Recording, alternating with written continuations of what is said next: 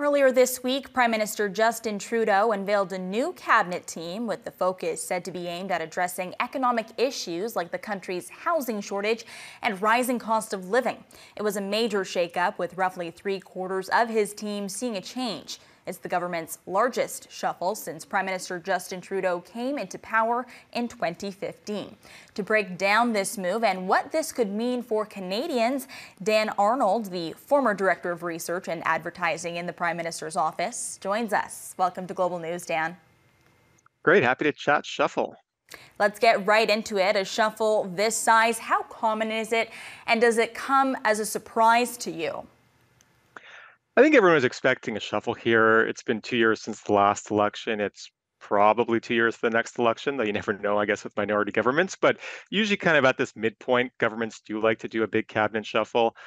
So I think the shuffle itself isn't surprising. The size and scope of it is a little surprising, though. Seeing 7 ministers drop from cabinet is a lot.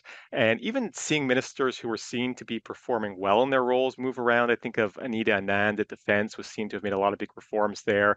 Mark Miller was seen to have been doing a pretty good job at Crown Indigenous Affairs. They still moved around. So, seeing that level of change, I think caught some people off guard. Yeah.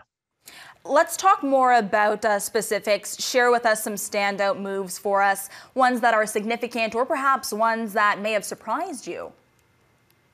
I think the most significant move here is Sean Fraser going to housing. This is obviously a big issue for a lot of young voters across the country, a lot of frustration with the housing market. And Fraser is somebody seen as a rising star in cabinet. He's young, so I think he can connect with a lot of those anxieties and pressures that millennials are feeling about this. Even though he's from Nova Scotia, housing is no longer just a Toronto and BC issue. It's an issue in small towns. It's an issue in Atlantic Canada. It's an issue pretty much everywhere. So I think he's somebody who can really connect with people on that role. And the fact that they've taken housing and actually put it into infrastructure and given it that kind of extra prominence that comes with that shows government's taking the issue seriously. And I'd expect to see some big changes and reforms coming this fall, probably on the housing file from the federal government. That leads me to my next question. Parliament is adjourned for the summer, but what are we expecting from this new team come September and onward? Yeah, obviously, as we get closer to an election, governments can be thinking about their re-election chances. And let's be honest, no Canadian's going to change their vote because there's a new president of the Treasury Board. But this shuffle is very much about getting the right people in place who can kind of carry that message heading into the next election, whenever that happens. So I'd expect, because we saw such a big shuffle, that means there's some big policy changes coming, because that's ultimately what's going to matter to Canadians.